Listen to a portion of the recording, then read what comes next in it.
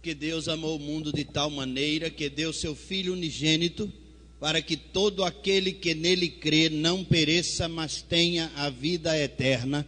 João 3,16. Vamos ficar em pé, irmãos, e vamos dizer juntos. João 3,16. Iniciando assim o nosso momento de adoração e louvor a Deus, que tem nos dado todas as coisas com seu Filho. Deus tem nos dado Jesus e com ele todas as coisas. Então vamos dizer juntos João 3,16. Porque Deus amou o mundo de tal maneira que deu seu Filho unigênito, para que todo aquele que nele crê não pereça, mas tenha a vida eterna. João 3,16. Vamos cantar, irmãos, louvando a glória de Deus, os hinos de número 323, Castelo Forte, e 324, Refúgio Verdadeiro.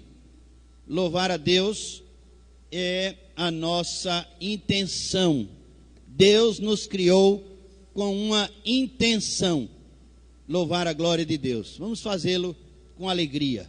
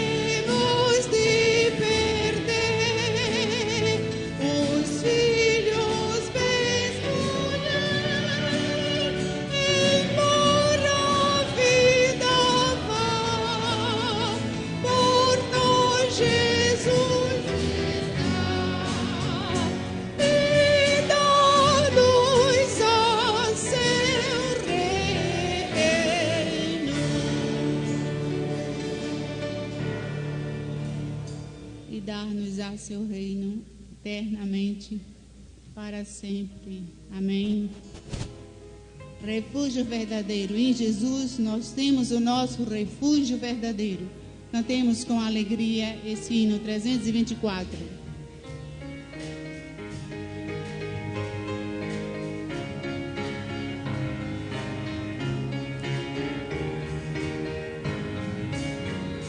Seguro estou, não tenho temor do mal, sim guardado pela fé em meu Jesus.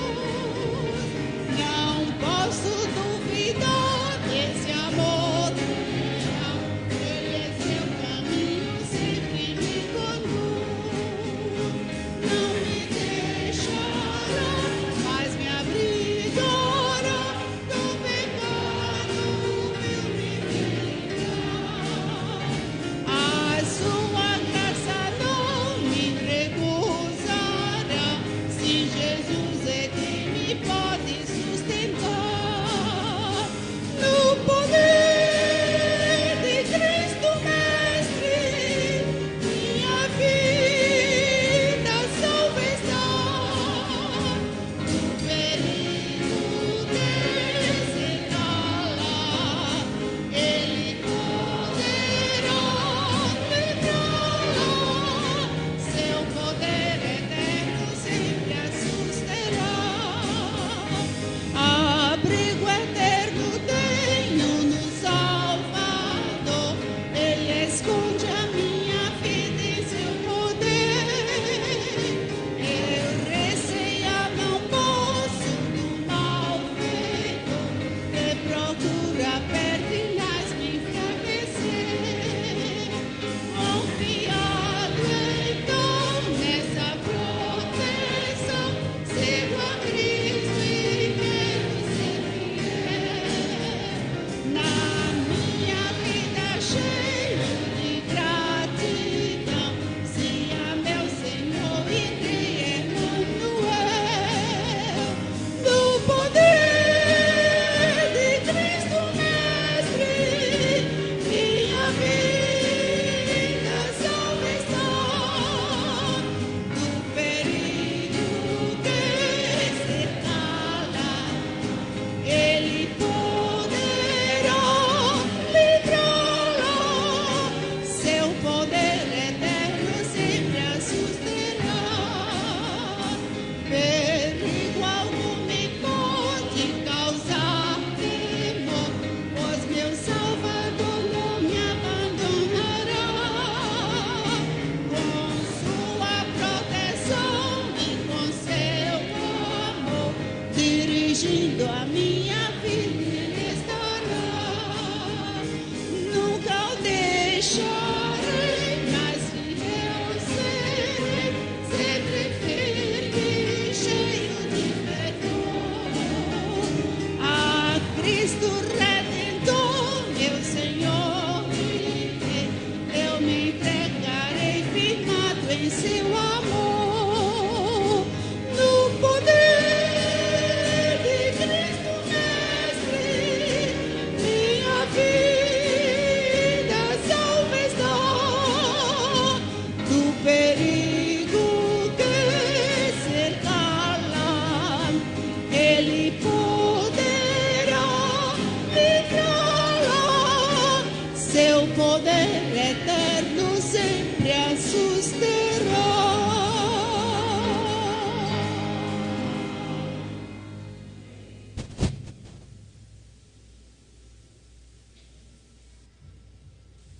Provérbios capítulo 2, versos de 1 a 9. Nós vamos ler responsivamente.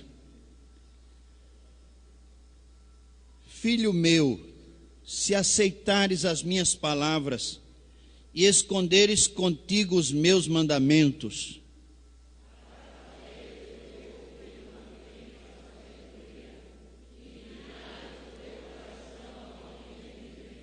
se clamares por conhecimento e por inteligência alçares a tua voz,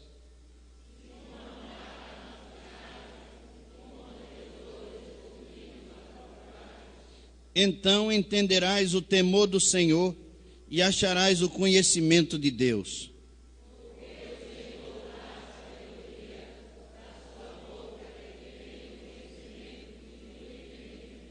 Ele reserva a verdadeira sabedoria para os retos, escudo é para os que caminham na sinceridade.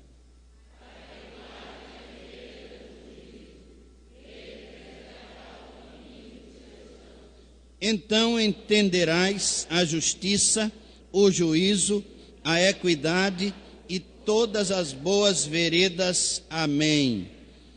Seminarista Charles, por favor, vem aqui à frente, o irmão vai orar. Nós estamos, irmãos, com Johan, filho de Marcos André e Carla Elisa, internado no Hospital Esperança. E ele foi acometido de uma dengue essa semana, e é a dengue clássica, hemorrágica. Mas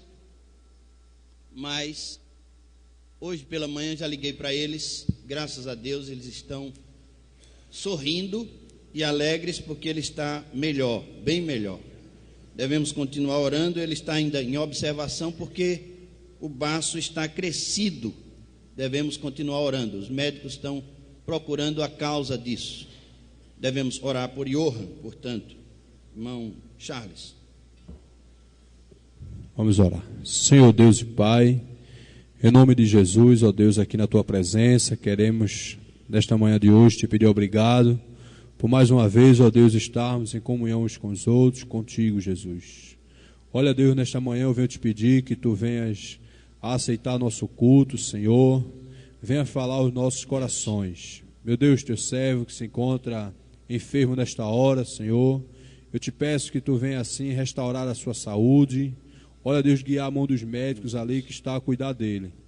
Olha, meu Deus, neste momento, eu Te peço obrigado, Deus, pela Tua bondade. Continua entre nós, em nome de Jesus. Amém. Amém. Irmãos, podem se assentar. Nós vamos devolver ao Senhor, ou entregar ao Senhor, nossos dízimos e ofertas. Esse é um momento da igreja. Você, amigo visitante, fique à vontade se quiser participar do ofertório. Mas esse é um momento da igreja, todo da igreja. Nós estamos aqui para nos doar, para entregar ao Senhor nossas vidas. E nossos dízimos e ofertas é apenas uma parte pequena daquilo que nós temos para dar ao Senhor. Muito Ele tem nos dado e por isso nós contribuímos com a sua causa com alegria. Os irmãos vão orar e nós vamos... Irmã Berenice,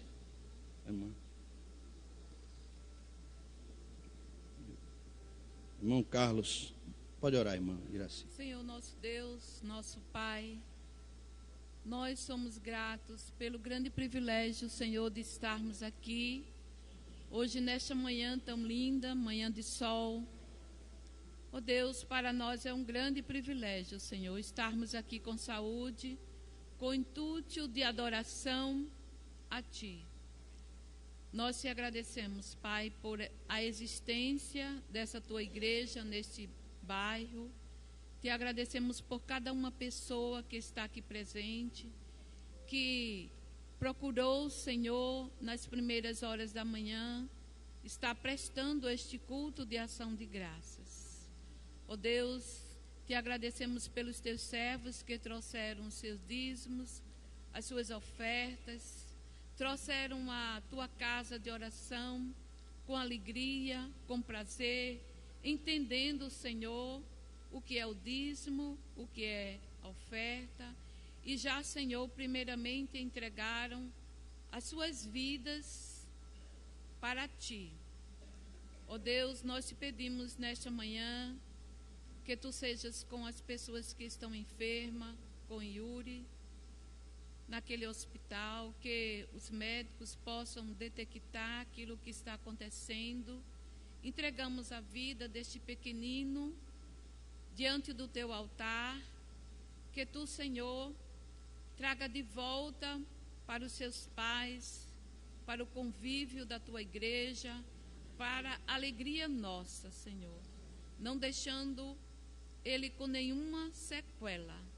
Ó Deus de amor, continua, Senhor, abençoando as nossas crianças, as crianças do CDI, as crianças da nossa igreja. Te pedimos, Pai, que continue abençoando também os seus pais, as nossas famílias, para que possamos ensinar aquilo que a Tua palavra manda, ensinando aos nossos filhos, aos nossos netos e àquelas crianças que estão também ao nosso redor, Senhor. Ó Deus, nós te pedimos pela mensagem que vamos ouvir, que Tu continues, Senhor, abençoando os Teus servos, pastor Nilson, seus familiares, sua família, também o pastor Edivan, seus filhos, sua esposa. Ó Deus, aceita toda a nossa gratidão. Tu conheces, Senhor, o nosso coração, a razão de estarmos aqui, o anseio, o desejo de Te servir, de se gastar em prol da Tua alma. Obrigada, Senhor, pelas oportunidades que Tu tem nos dado de fazermos algo para o Teu reino crescer aqui na terra. Perdoa, Senhor, os nossos pecados.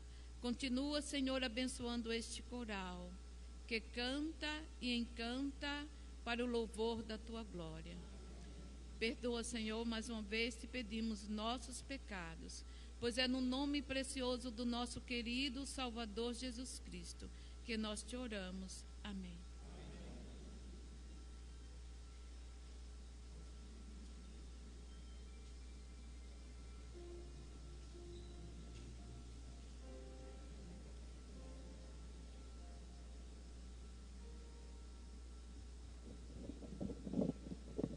Bom dia, meus amados irmãos.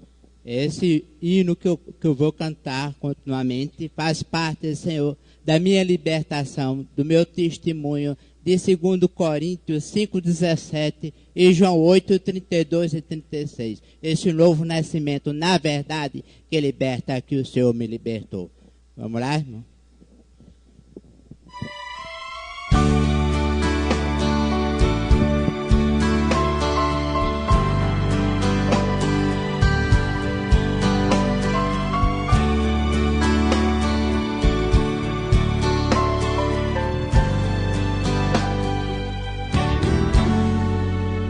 Quando eu cheguei aqui, nem palavras tinha pra dizer, o mundo desabando em mim, nem razão eu tinha pra viver. Mas na hora da oração, um milagre aconteceu aqui. Eu senti tudo mudar, Jesus tocou em mim. Quando eu cheguei aqui, com a alma batida, uma fera ferida, recebi um novo coração, nova vida. Quando eu cheguei aqui, eu era tão carente, um farrapo de gente. Aprendi a usar a minha fé. Hoje eu ando na frente. Amém? Pra tua honra e tua glória, Jesus, o que tu fizeste na minha vida, faça na vida daqueles que precisam.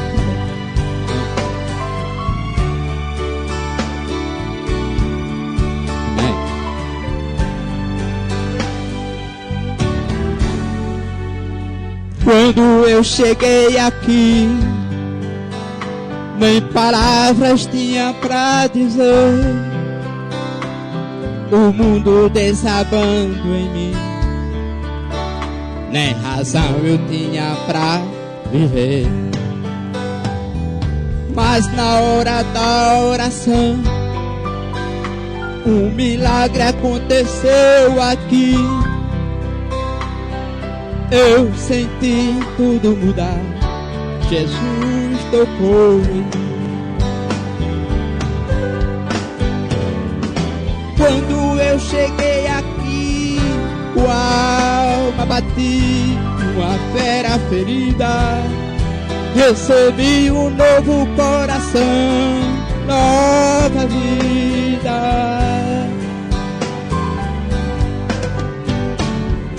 Quando eu cheguei aqui, eu era tão carente, um farrapo de gente.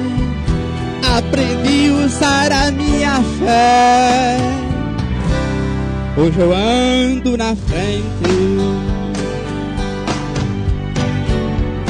Quando eu cheguei aqui, com a alma batida, uma fera ferida, recebi um novo coração, nova vida.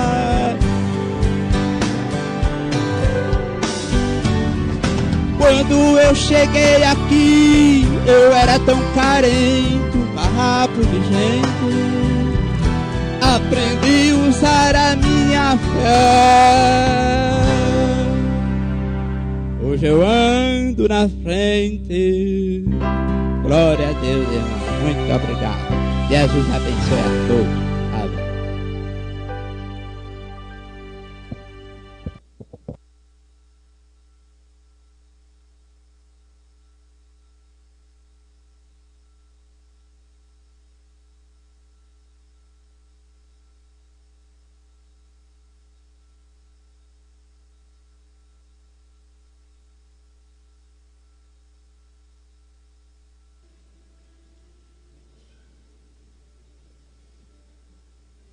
Oremos. Oremos, ó Deus. Pai nosso que está nos céus, toda honra, todo louvor te pertence, ó Deus. Nosso Pai, nosso Salvador, aceita, ó Pai, agora essas ofertas que fomos agora recolhidas, meu Pai. Que possamos usar sabiamente no teu trabalho, na tua igreja, ó Deus. Te dou graça, meu Pai, pela semana que passou, pela segurança, pelas tuas bênçãos recebidas de ti, ó Deus, e a tua fidelidade para conosco. Nos ajuda, ó Pai, nesse momento, que possamos anunciar o teu evangelho, é a salvação de alma das pessoas salvas aqui em Jesus Cristo, ó Deus. Muito obrigado, meu Pai, que tu és o nosso Salvador. Muito obrigado que tu és o nosso Senhor, nossas vidas, ó Deus. E continua conosco, ó Pai, a nos proteger, nos guardar. E se sempre tu é fiel para conosco, ó Deus. Muito obrigado por isso, que eu te peço, Jesus Cristo, meu Salvador. Amém.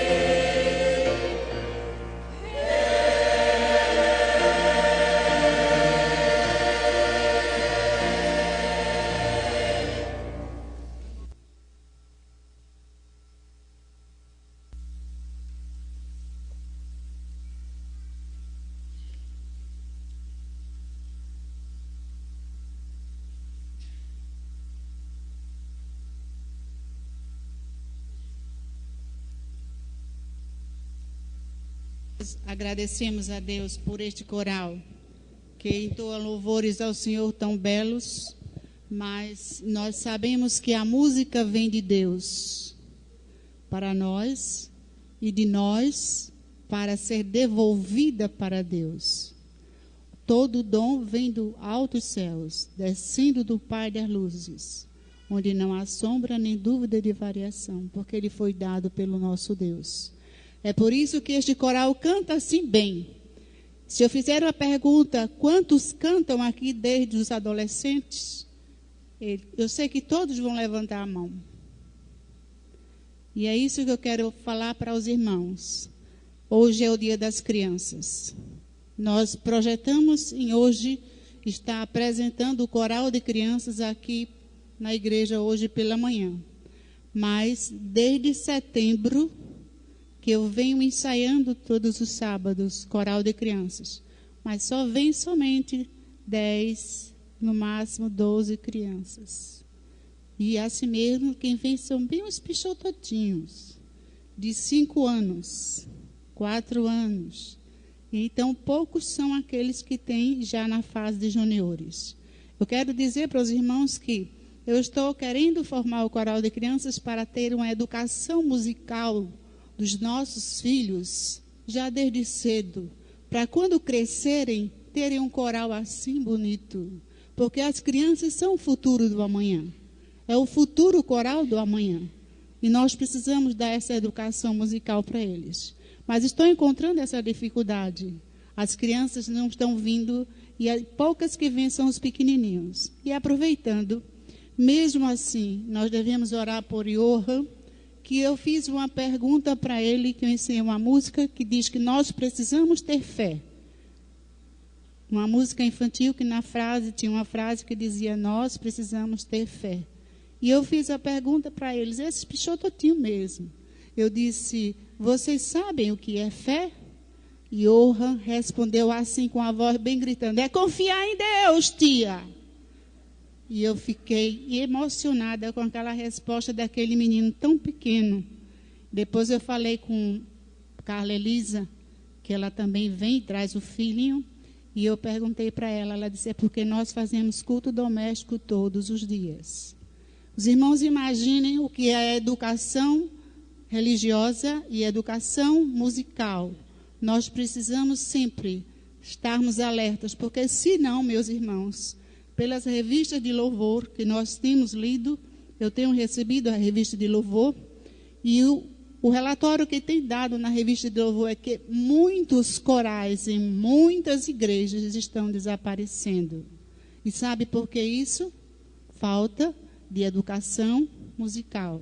Então eu quero dizer para os irmãos, se os irmãos quiserem ter um futuro coral amadurecido musicalmente, cantando tão bem como este daqui, a gente pode ter, se nós continuarmos sendo alertas na educação musical dos nossos filhos. Tragam seus filhos, tragam seus netos, que eles possam vir aprender de Jesus Cristo, aprender as doutrinas das músicas que nós cantamos, porque nós somente cantamos e ensinamos notas. Nós também ensinamos a parte doutrinária que aquela letra traz. Então, é uma educação religiosa também. Eu acho que os irmãos estão com o coração talvez entristecido como o meu está. Hoje, por ser Dia das Crianças, eu gostaria que apresentar esse coral de crianças, mas não foi possível ainda, e eu estou aguardando no Senhor, e orando no Senhor, pedindo toda a orientação do Senhor, esperando o tempo certo e o momento certo que Deus vai nos preparar. Amém. Obrigada.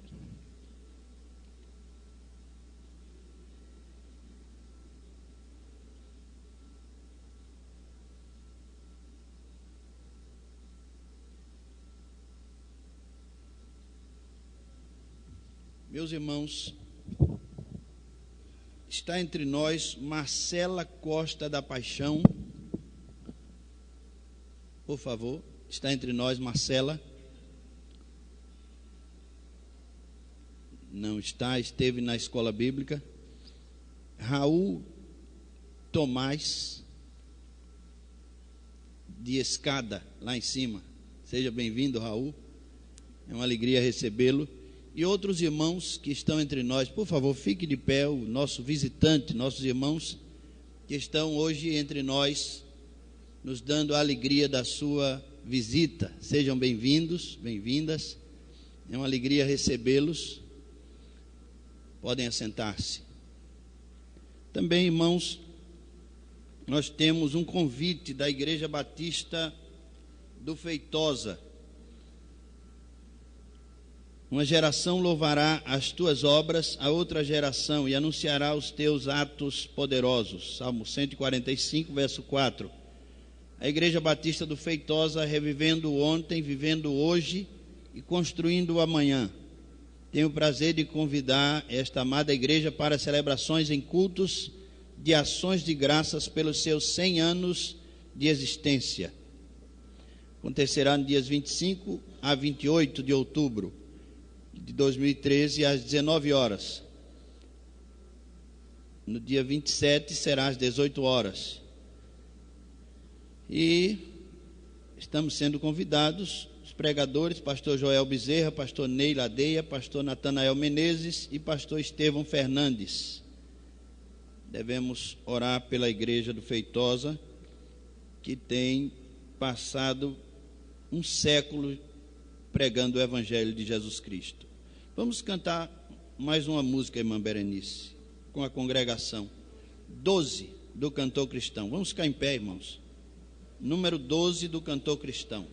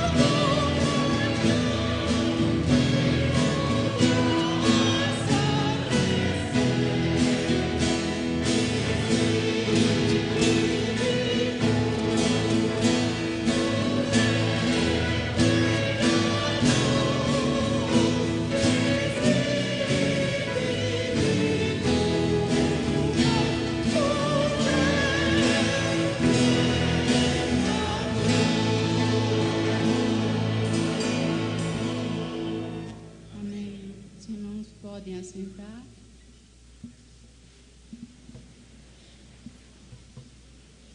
Eu quero ler com os irmãos assentados, como estão, Lucas capítulo 15, dos versos 11 ao 32.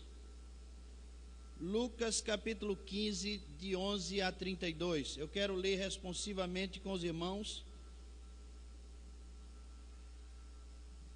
toda a narrativa de Jesus da parábola do filho pródigo.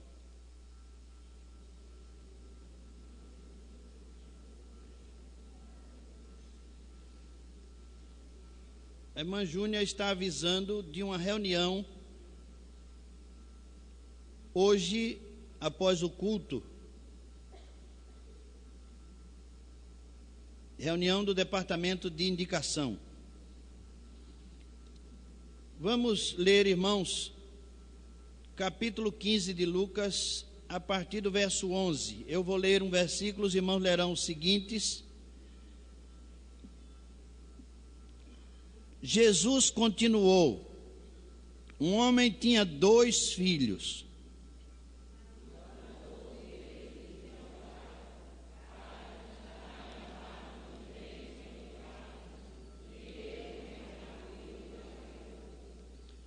Não muito tempo depois, o filho mais novo reuniu tudo o que tinha e foi para uma reunião ou uma região distante, e ali desperdiçou seus bens vivendo irresponsavelmente.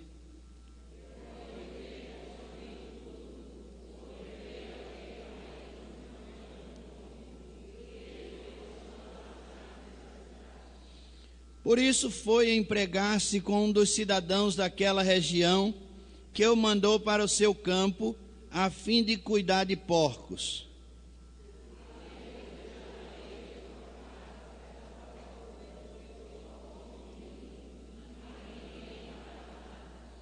Caindo em si, ele disse: quantos empregados de meu pai têm comida de sobra, e eu aqui morrendo de fome?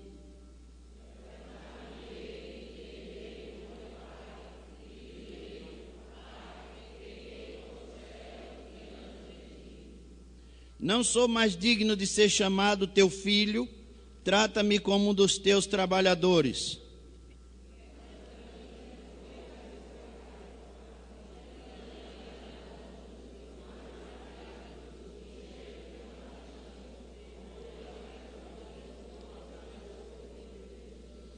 O filho lhe disse: pai, pequei contra o céu e contra ti, não sou mais digno de ser chamado teu filho.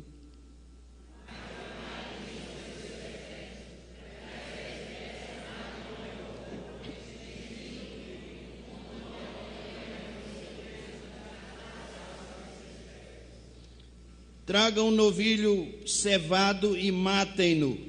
Vamos fazer uma festa e alegrar-nos.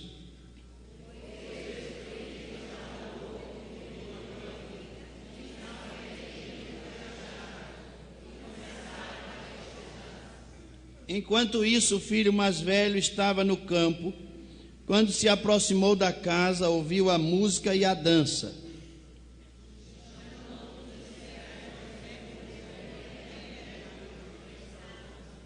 Este lhe respondeu: seu irmão voltou. Seu pai matou o novilho cevado, porque o recebeu de volta são e salvo.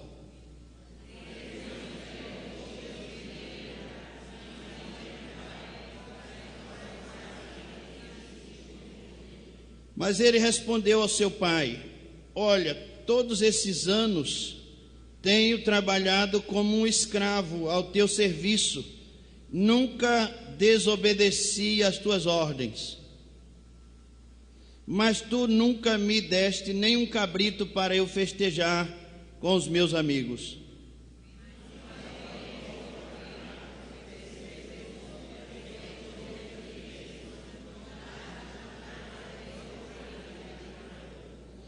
Disse o pai: meu filho, você está sempre comigo e tudo que tenho é seu.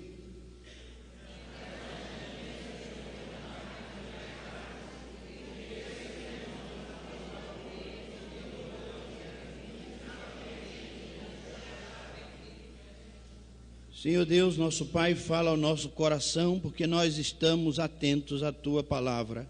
Em nome de Jesus, amém. Meus irmãos, a semana passada nós tivemos aqui um casal que eu acho que não está presente hoje, pelo menos não estou vendo-os. Pai e mãe vieram e na hora do apelo eles fizeram uma decisão.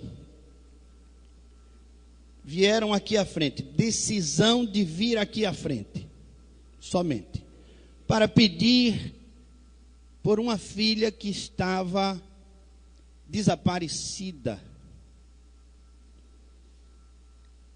E eles choravam. Já há 3 dias que a filha estava desaparecida. Eles não tinham notícia dela. Com 15 anos, ela foi embora de casa. Ou levaram-na. Ninguém sabia. Nós entendemos que devíamos orar naquela hora por aquela criança, para que ela voltasse para casa. E oramos com aquele pai e aquela mãe. E quando eles chegaram em casa, com pouco tempo depois, a menina voltou. E aí, irmão Ediel disse assim a mim: pastor, você viu que a menina voltou? Sim, alguém me falou, ligaram para mim. Parece que foi Marcos, que estão acompanhando a família. Agora a família já fez uma decisão por Cristo. Querem ficar conosco. E eu disse a Marcos em tom de brincadeira, mas também falando sério, ou a Ediel. E se nós nos acostumarmos, ficarmos mal acostumados, querendo que Deus responda tudo na hora, como será? Querendo que Deus nos atenda. Ontem, a irmã Maria Luísa me ligou, dizendo que Johan estava com dengue hemorrágica, internado no Hospital Esperança. Mais uma vez nós oramos. Hoje pela manhã eu liguei para Marcos e ele disse que ele está melhor. E eu fiquei pensando, e se nós ficarmos mal acostumados? O que é que tem, né? O que é que tem? O que é que tem se nós ficarmos mal acostumados? O que é que tem? Se Deus nos atender a todos os pedidos assim. Irmãos, o texto que nós lemos nos dá a entender que o filho passou muito tempo para voltar. Não sabemos quanto tempo, mas sabemos que ele gastou toda a sua herança, toda a moeda, gastou tudo, a última moeda, o último centavo. Aí voltou por conta própria, voltou por causa da fome, voltou porque foi deixado para lá. Para ele, o pai o estava esquecendo, ou toda a família. Para ele o laço estava quebrado de filho, não havia laço, não havia mais afeto. Ele considerou voltar, mas considerou voltar como trabalhador, não considerou voltar como filho. Essa é uma evidência. Também nós podemos pensar que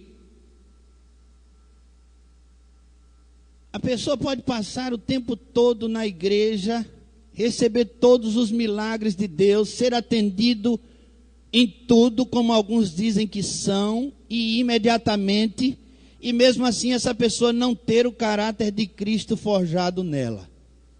Isso também é verdade. Isso também acontece.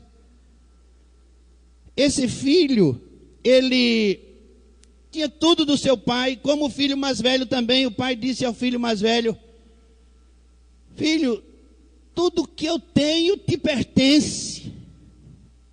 O que é teu é meu. Ele tinha tudo, mas era uma pessoa rancorosa.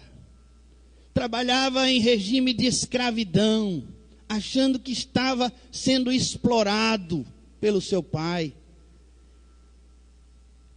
Então, mesmo que Deus nos desse, ou ainda que Deus nos desse tudo, se não nos fosse forjado o caráter de Cristo em nós, tudo seria em vão. Não tinha sentido. Saúde sem Cristo é inferno.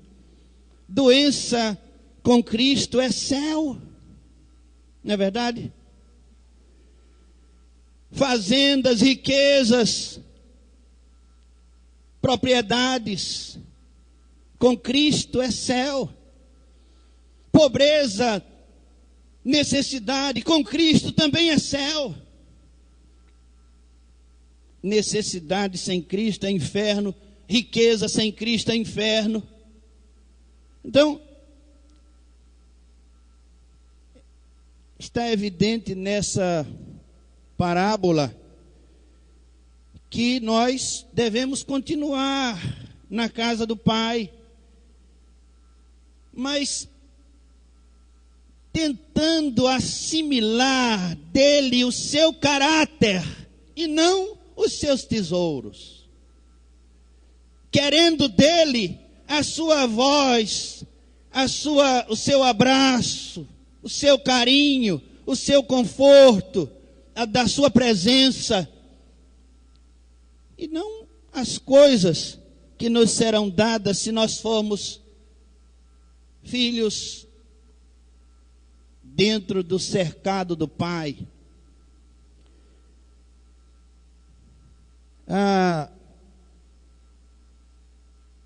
Mas essa é uma palavra que eu confesso aos irmãos, preciso ainda arrumar na minha cabeça essas coisas. Apesar dos irmãos terem ouvido assim, e eu acho que concordam, mas eu preciso ainda arrumar na minha cabeça alguma coisa com relação a isso. Ainda tem mais para saber sobre isso. Quando Jesus proferiu essa parábola, ele estava sob duas situações diametralmente diferentes. Uns queriam matá-lo, outros queriam torná-lo rei. Uns estavam condenando-o e querendo matá-lo mesmo, e outros estavam fascinados com as suas histórias, com as suas palavras. É um momento diferente que Jesus estava vivendo, mas ele levanta uma bandeira, e quem levanta uma bandeira não pode ter consenso, não pode ter unanimidade, disse Margaret Thatcher. Quem levanta uma bandeira não pode ter unanimidade. E aí Jesus vai anunciar essa parábola juntamente com outras nesse mesmo capítulo. Não sei se no mesmo fôlego ou em dias diferentes, mas são contadas no mesmo capítulo pelo evangelista Lucas, a da ovelha e da dracma. Jesus evidencia na do filho mais moço a figura do povo judeu. O povo judeu é o povo que está em casa. Tanto o filho mais velho quanto o filho mais novo é judeu. São judeus. Esse pai é judeu.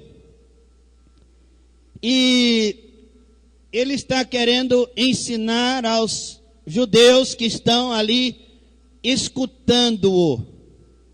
A ovelha e a dracma de menor valor é o povo gentio. Povo gentio que precisa ser procurado, buscado. O pastor, ele sai à procura da ovelha nos montes, nos vales. Ele sai à procura da ovelha. É o povo gentio. Cerca de 3.400 povos não alcançados hoje, que não têm a palavra de Deus, não ouvem a voz de Deus através do testemunho de um crente que é seu vizinho, ou de uma rádio evangélica, de um televisor. Eles não têm acesso à palavra de Deus. 3.400 povos não alcançados, povo gentil que precisa ser buscado, como o pastor busca a ovelha. Também a dracma é a mesma figura de um povo que precisa ser procurado. A casa é varrida, os móveis são afastados, e aquela mulher passa o tempo todo procurando uma moeda que ela perdeu. Mas na parábola do filho pródigo, Jesus evidencia o povo judeu, que é naquela conjuntura o povo especial para a pregação do evangelho. E em nosso caso, nós estamos situados como igreja que já está dentro do cercado de Deus. Já estamos dentro do cercado de Deus. Já fomos conquistados. Somos filhos e filhas. Somos trabalhadores, servos, amigos. Mas estamos já na casa do Pai. Somos os judeus de hoje. O Israel de Deus hoje é a igreja. E aí Jesus conta essa parábola, que o filho mais moço saiu. Interessante, irmãos, que ele conta a parábola para um povo que vive pela lei. E eu anotei aqui alguma coisa assim meio que louca, mas eu espero que os irmãos assimilem. Parece que na parábola que Jesus conta, aquela fazenda, ela não tem regras, não há ordem na casa do Pai. Não há ordem na casa do Pai. O pai e os filhos não obedecem regras. Agem movidos por outro sentimento. Jesus apresenta um pai que não é movido por regras. Filho mais velho, conforme nós lemos, ele reclama como se não houvesse regras. Esse teu filho que gastou tudo não vai ter nenhuma punição. Tu vais recebê-lo assim com honra de filho. E as regras? Onde estão? E a lei onde está? Como nós resolveremos isso? É assim que se resolve? Ele não vai pagar nada. Vai ser recebido como filho, vai ter o mesmo direito que eu, que não errei, que não saí, que não caí. Parece que na casa do pai não há ordem, não há regras. O pai e os filhos são movidos por outro sentimento. O pai, que é o cabeça da casa, ele dirige aquela casa com outra, digamos assim, outra lei, outra motivação. Não é a lei de Moisés que rege aquela casa. Não é estranho? O filho mais velho, depois que decide não entrar em casa, questiona o pai por haver permitido a volta do irmão e ainda fazer festa. A resposta do pai deixa claro que o que importa não são as regras, mas o retorno do filho são e salvo. O que importa não são as regras. No judaísmo, na lei de Moisés, o que importava eram as regras, era a lei, e um filho desse ficava fora para sempre, ele seria até morto, porque desobedecera ao pai e desejou a morte do pai precocemente. Mas agora parece que essa casa não é regida pela lei. Uma casa construída para pessoas, por pessoas, o foco na pessoa. O foco está na pessoa. E é isso que aquele pai faz quando ele divide a herança. Poderia não fazê-lo. Poderia, estava no seu direito, ele estava vivo, e muito vivo. Mas se ele não desse aquele filho a herança, a parte dele, ele conviveria com um filho distante dentro de casa. O filho seria um mau caráter em casa. E ele queria trabalhar com a personalidade dele, com o caráter dele. Ele queria mudar aquele filho. E ele investiu nisso.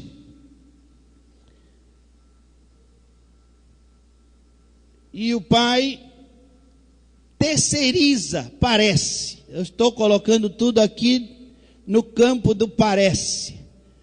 Parece que o pai terceiriza a educação do filho, manda ele para o mundo, para um pré-vestibular, para fazer uma universidade no futuro, e o mundo, esse cursinho, será muito caro, com muitos riscos, mas ele precisa ser submetido a isso. Por isso o pai o entrega a essa situação de risco. Quando o filho volta, ele pode fazer qualquer curso, pode fazer economia. Ele agora sabe o valor do dinheiro. Ele gastou tudo e ficou só e com fome e foi trabalhar com porcos. Ele pode fazer economia. Ele pode fazer ciências contábeis. Ele pode fazer planejamentos, orçamentos. Ele pode fazer sociologia ou psicologia, porque ele sabe, agora ele conhece melhor o comportamento humano. Ele lidou com pessoas, com jovens, com homens fraudulentos. Ele amadureceu verdadeiramente. Ele pode fazer veterinária, já que lidou com animais. Pode fazer assistência social, ciências sociais. E pode fazer também teologia e missiologia. Depois desse cursinho, depois desse preparatório, ele pode fazer qualquer um desses cursos. Está preparado? E aí o investimento do seu pai foi recompensado. Foi certo. Seu pai deixou ele ir, pagou a passagem, deu o dinheiro que lhe cabia. Quando não deixamos ir uma pessoa, um filho que está rebelde, agora também a gente pode procurar saber por que um filho sai de casa. É algo que a gente precisa saber. Pai e mãe precisa saber. Dia das crianças, dia da família, todo dia é dia da família, todo dia é dia de criança. Por que um filho sai de casa, resolve sair de casa? Nós temos filhos deixando a família, principalmente meninas. Do ano passado para cá, 3 meninas saíram de casa, do nosso cercado. Saíram de casa com 15 anos, 3 com 15 anos. Por que um filho sai de casa? É muito pertinente sabermos disso, necessário sabermos disso. Mas o filho mais moço sai de casa livre e rico. Se o pai não tivesse deixado ele sair, ele permaneceria em casa, como nós temos feito com muitos. Muitos de nós têm ficado na igreja com comportamento diverso, com comportamento dúbio. E aí eu relaciono adultério, mentira, chocarrices, reclamações. São pecados muito parecidos, do mesmo tamanho, mas permanecemos em casa com essas características. Melhor que saíssemos para conhecer o mundo e aprender e, quem sabe, voltar. Alguns saem. Se o pai tivesse resistido à saída daquele filho, ele teria ficado em casa e morrido na banheira do batismo. Afogado na banheira do batismo. Muitos crentes são mortos na banheira do batismo, afogados ali. São afogados e mortos para sempre.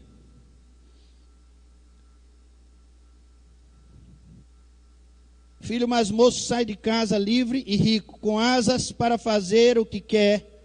Poderia ter investido e produzido mais do que o pai, se tornado independente e distante para sempre. Poderia ter acontecido isso. Foi um risco que o pai correu, mas ele opta pelo prazer. Ele poderia ter enriquecido com aquele dinheiro, mas ele opta pelo prazer. Nós vimos estarrecidos há 2 anos atrás o acidente na Boate Kiss. Todos são livres para morrer. Aquele filho também poderia ter morrido. Por que Deus não os impediu? Por que aquele pai não o impediu? Por que os seus pais não os impediram? Os benefícios na casa do pai nem sempre constroem afeto e caráter. Há crentes que já experimentaram milagres, livramentos e curas, mas preferem sair. Eu tenho pensado, irmãos, na dificuldade que é para alguém carregar a cruz sem Jesus. Já pensou que levar a cruz sem Cristo não é fácil, é impossível.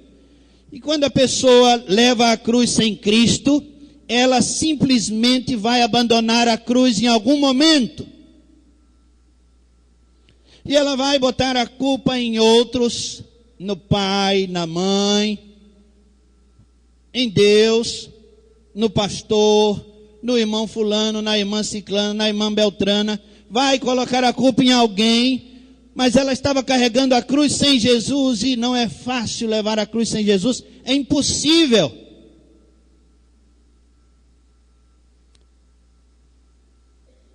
Ter tudo em casa e preferir o mundo, porque não teve um encontro com Jesus, muito provavelmente.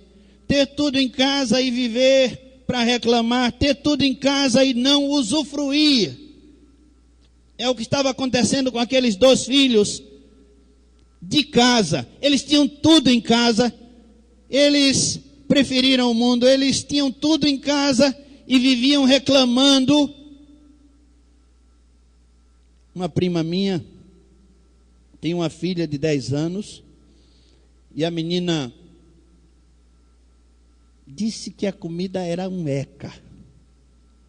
Uma comida normal de todo dia, eca. A minha prima, ela não é muito boa da cabeça. Espero que ela não esteja vendo. Mas ela foi com a menina para o computador, deixou a comida ali e mostrou aquelas fotos dos africanos e asiáticos que morrem de fome por falta de comida. Mostrou todas elas. Principalmente aquela que ganhou o prêmio Pulitzer, que o fotógrafo, 2 semanas depois que fotografou, suicidou. Sabe qual é? De um menininho pequenininho, quase do tamanho de um urubu. Ele está arquejando para morrer, com a cara no chão, e o urubu está atrás dele, pronto para comê-lo assim que ele der o último suspiro, porque o urubu só quer carniça, não é? Depois de morto. Aí o fotógrafo tirou aquela foto, chorando, eu acredito. 2 semanas depois ele suicidou. Ganhou o prêmio, o maior prêmio da fotografia, mas suicidou. E a minha prima mostrou aquelas fotos, aquela menina, todas elas. Está vendo, filha, o que é que eles não têm? Eles não têm nada, e você tem isso. Pode dormir, você não vai comer mais nada. Foi dormir com fome. Com certeza não estava com fome, mas que a gente não sente fome. Às vezes a gente diz, Nilma, estou com fome. Ou então o Nilcinho diz, mãe, estou com fome. Está nada, com fome. Não, a gente não está com fome. A gente come para fazer favor. A gente come por esporte, não é verdade? A gente come porque chegou a hora, mas comer, dizer que a gente está com fome, nós, dificilmente, irmãos, dificilmente. Mas, irmãos, ter tudo em casa e preferir o mundo, por que um filho sai de casa? Ter tudo em casa e viver para reclamar, ter tudo em casa e não usufruir, e não respeitar e não amar o pai, a mãe, a família, os filhos, o cônjuge, o esposo não amar a esposa.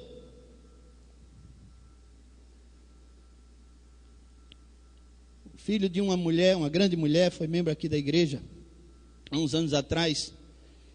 Ele disse a mim, pastor, eu tenho a minha esposa, eu tenho meus filhos, minha esposa é uma grande mulher, uma mulher fiel, mas pastor, eu não consigo viver com uma mulher só.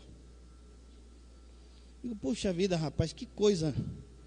Você considerou a sua mulher, você considera a mim, porque vem conversar comigo, você considera os seus filhos, mas você está esquecendo de uma pessoa. Quem? Ele olhou assim, disse, minha mãe? Não. Você também considerou a sua mãe? Você está esquecendo Deus. Deus. Você está esquecendo Deus. Esses filhos, eles não consideravam o pai. Eles estavam na casa do pai, mas eles não consideraram o pai. E o pai, ele dirige uma casa sem regras. Puxa vida, uma casa sem regras. Não tem regras aqui. Você pediu o seu dinheiro, não estava no direito, eu lhe dei, você foi embora.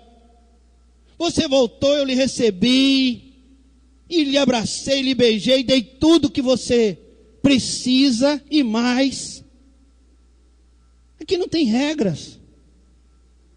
O outro disse, pai, o senhor não me deu nem um cabrito para comer com meus amigos. Ele disse, mas tudo que eu tenho é seu, aqui não tem regras, pode pegar cabrito a hora que você quiser aí. O que está faltando a vocês? Consideração, só isso. Consideração. É uma casa regida por consideração, é o mínimo que se deve ter. O mínimo. Consideração pelo pai. Se não tiver isso. Mas os benefícios na casa do pai nem sempre constroem afeto e caráter. Há crentes que já experimentaram milagres, livramentos e curas, mas preferem sair.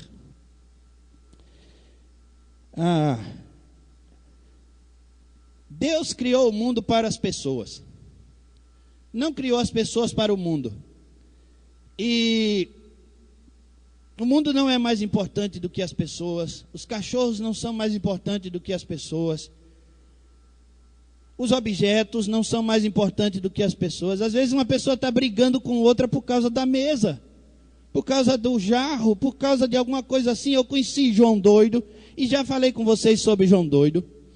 Ele morava 2 casas, não, na casa seguinte, na casa vizinha minha.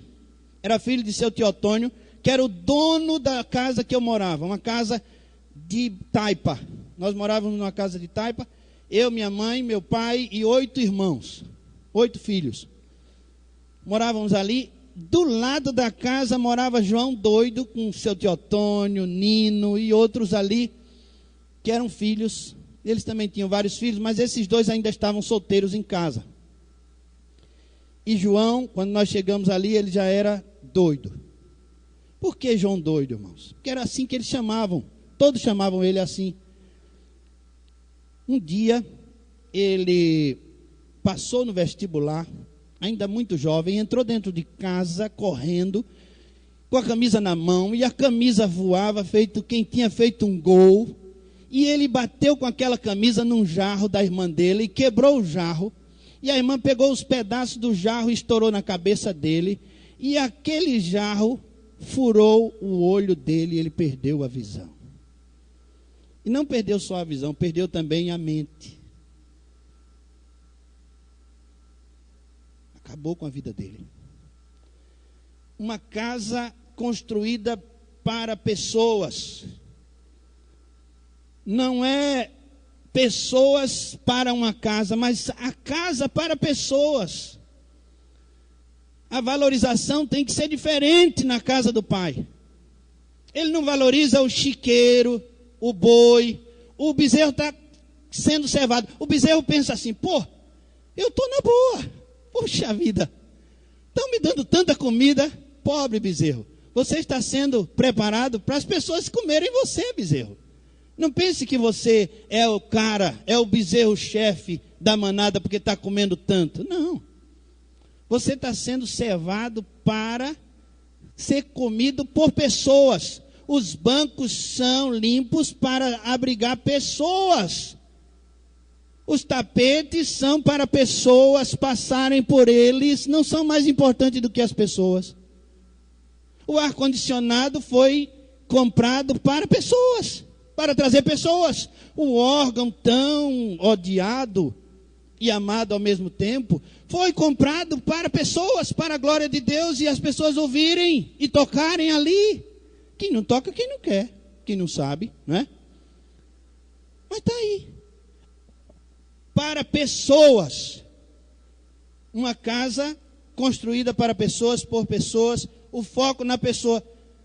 Precisamos pessoalizar. Pessoalizar. Ah, irmãos, eu tenho uma saudade tão grande do tempo da minha avó, das minhas avós. Todas as duas faziam pamonha. Eram excelentes pamonheiras.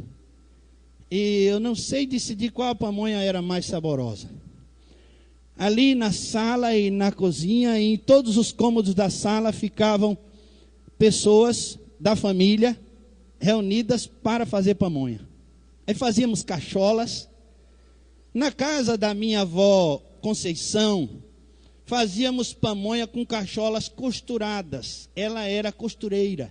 Na casa da minha avó Nita, a pamonha era feita, a cachola da pamonha era feita amarrada com o cipó da própria casca. Então nós escolhíamos aquelas cacholas, aquelas cascas melhores, e aquelas cascas que não eram muito boas, a gente deixava para fazer a amarração. E aquilo era tão bom, irmãos, e a gente pegava o milho, e aí eu descobri qual o sentido, a origem da palavra humilhação. É porque quando você pega o milho, você rala o milho, isso é humilhação. Ou então você corta com a faca os grãos do milho todos e bota no liquidificador, não é assim? Isso é humilhação. Já começa quando enterra ele. A semente. Já enterra, já é uma humilhação. Ele vai morrer. Mas se ele morrer, Jesus disse, se ele morrer, ele não fica só. Só fica só se não morrer. Mas se morrer dá muito fruto. Então, a gente ralava o milho no ralo, e criança não podia fazer porque cortava os dedos, não era? Tinha que ser gente grande, e quando uma criança insistia para ralar o milho, tinha que aprender a segurar em cima. Mas, irmãos, era uma verdadeira pamonhada. Que coisa boa aquela reunião de família. Mas você sabe o que a gente fazia com a pamonha? A gente comia. A pamonha não era o objetivo final, não. O objetivo final era a família, era a reunião, era entrosamento. Nós precisamos voltar a ser focados na família, pensar na família, nos unir pensar no outro.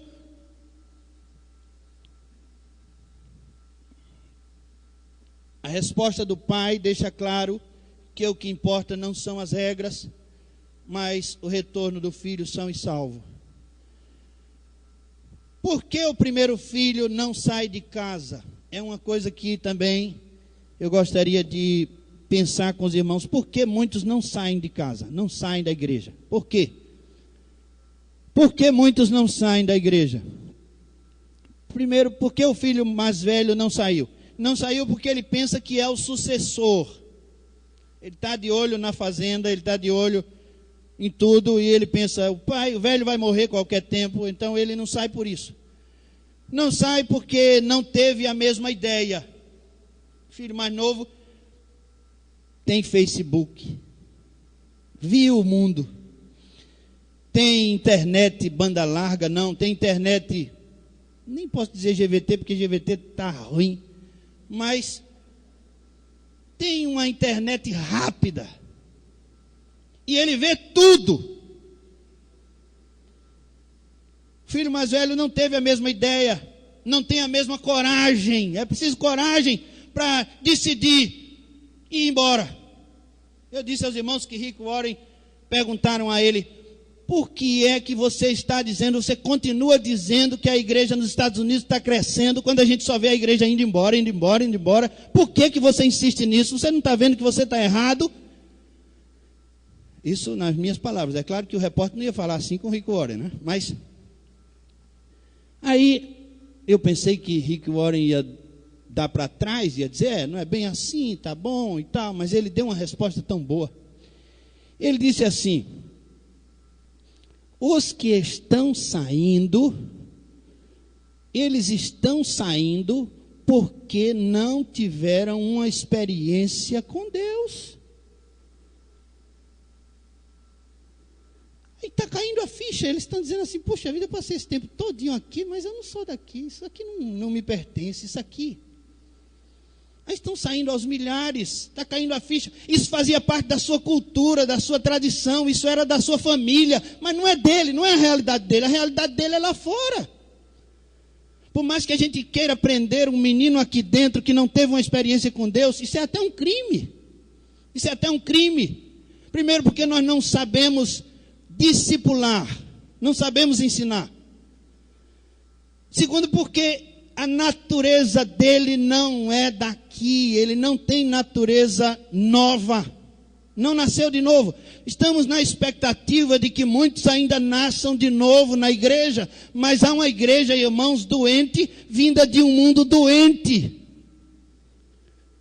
Não é que a igreja está doente, como dizem os encrenqueiros, mas é o mundo que está doente, e as pessoas que chegam na igreja, elas chegam doentes.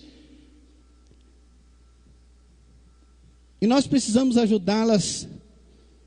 Se elas forem sinceras, elas temerão a Deus, elas se arrependerão, elas confessarão seus pecados, elas deixarão o pecado. Se forem sinceras, isso vai acontecer mais cedo ou mais tarde. Mas você segurar uma pessoa é muito difícil.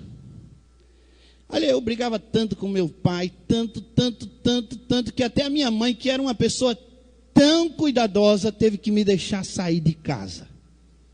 Que não dava para ficar os dois ali brigando o tempo todo. Discutíamos muito. A casa virou uma coisa que não dava para suportar.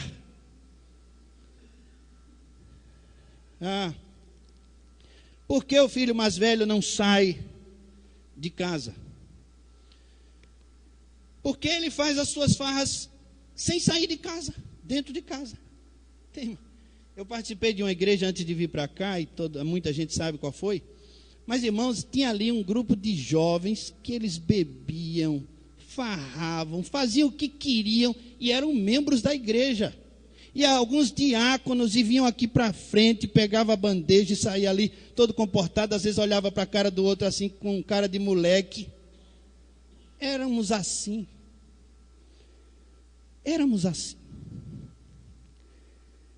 O filho mais velho não sai de casa porque ele faz suas farras dentro de casa, sem sair de casa. A teologia desperdiçada. Sendo o mais velho, ele não conhece o pai. Isso é um desperdício. Já pensou, você nasceu primeiro, você está aqui há tanto tempo, você está aqui há 40 anos, a igreja tem 45, vai fazer 45, você está há 43, ou 42, ou 47, e não conhece o pai? Que desperdício! Pois aquele filho mais velho, isso é uma teologia do desperdício. Uma vez eu trouxe da convenção uma fita cassete, ainda era fita VHF, ou VHF, parece que é isso. Aquela fita trouxe com uma mensagem de Russell Shedd, teologia do desperdício. Mostrei ao pastor, o pastor viu, gostou, e colocamos na sala do piano de armário, lá em cima, com a liderança assistindo, Russell Shedd falando. No final, um irmão disse assim a mim no corredor: esse homem, apesar de ser de idade avançada, tem uma boa dicção. Puxa vida, irmão, que coisa. Que coisa. Uma grande mensagem que poderia ter mudado a nossa cabeça. Mas nós somos assim, irmãos. Nós somos assim. Um dia desse eu preguei, irmãos, sem ter mensagem, e comecei a gritar na rua, e eu disse: meu Deus, o Senhor me tomou, e o Senhor falou comigo naquela hora, e disse coisas que eu nem me lembro mais. Quando eu terminei de falar, a mensagem nem era aquela. Aí eu fui saindo assim, duas senhoras me procuraram e disseram: pastor, cuidado com a sua garganta, pastor.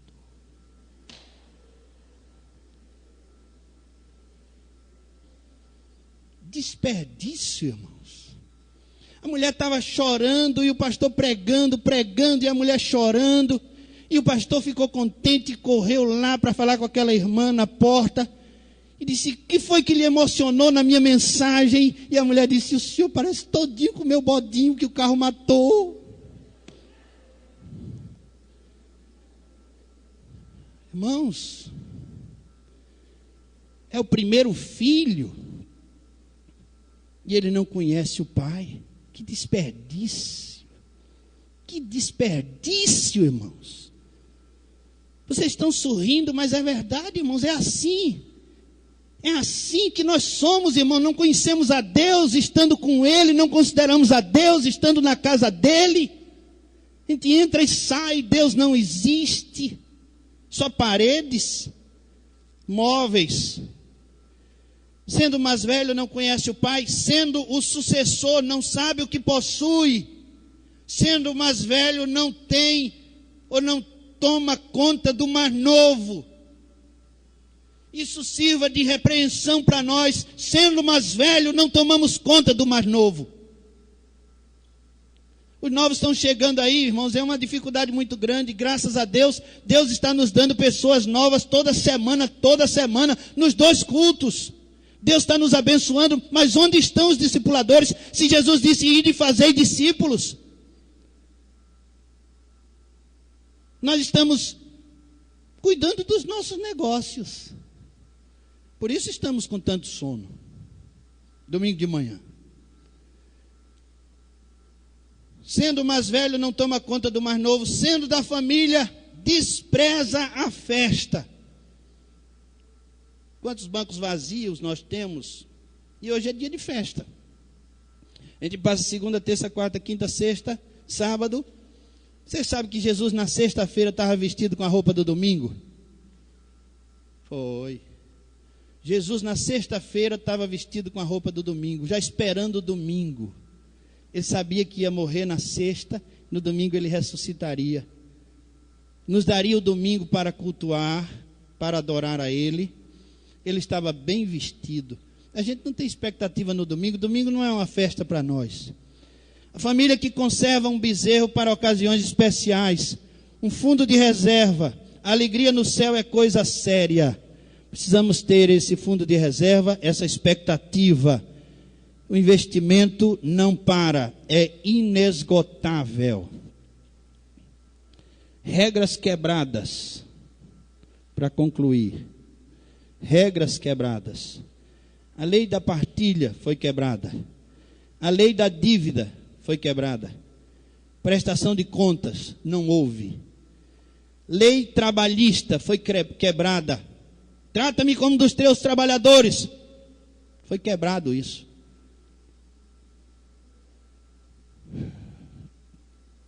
Os amigos, o porqueiro, o filho mais velho, o filho mais novo, todos vivem sem regras. O mundo vive sem regras. E a casa do Pai, ela não tem regras. Sabe qual é a regra? Consideração. Consideração. Você considera Deus. Essa é a regra, somente. Foi só isso que aconteceu com aquele menino que estava lá na pocilga. Ele disse, diz Jesus, caindo em si, ele disse: quantos trabalhadores de meu pai têm fartura? Levantar-me-ei, irei ter com meu pai, dir-lhe-ei: pai, pequei contra o céu. Isso é consideração. Consideração. E ele volta. A lei de Deus é a lei da consideração, do amor. Que Deus faça morada em nossas vidas. Que Deus mude nosso entendimento a respeito de igreja. Que a gente possa ver igreja como missão. Missão. Estamos aqui com uma missão de cuidar uns dos outros. Estamos aqui com uma missão de testemunhar, de anunciar Jesus Cristo. Estamos aqui com uma missão de vigiar e orar, buscar a Deus incessantemente. Se Deus nos der o que nós pedirmos, bem. Se não, bem. Seja feita a sua vontade e não a nossa. Que Deus nos abençoe, irmãos, com essa palavra. Que Deus nos ajude a fazer a sua obra a tempo. Amém. Eu estou vendo aqui 2, 3, 4 pessoas que nos deixam muito alegres com a sua presença. Renata e Sayonara. Cadê Renata? Saiu um pouquinho. Com a pequenininha. Como é o nome da pequenininha? Sayonara? Júlia. Sejam bem-vindas. Muito bom recebê-las. Também, deixa eu me lembrar. Esposa de Eduardo, filha da irmã Odete, deixa eu me lembrar. Selma. Nos vimos lá em Maceió, não foi? Na Igreja Batista do Farol. Seja bem-vinda também, é uma alegria recebê-la entre nós. Sua casa. Pode dar um abraço no seu esposo e também no pastor Roberto, não é isso? Muito bem. Irmãos, vamos cantar uma música, irmã Berenice. Não sei se dá tempo ainda. Só o coral. É melhor só o coral, porque já vai dar 11 horas, não é isso? Vai dar 11 horas. Tem escola bíblica dominical agora no segundo período, não é isso? Tem. Muito bem. Então vamos ouvir o coral.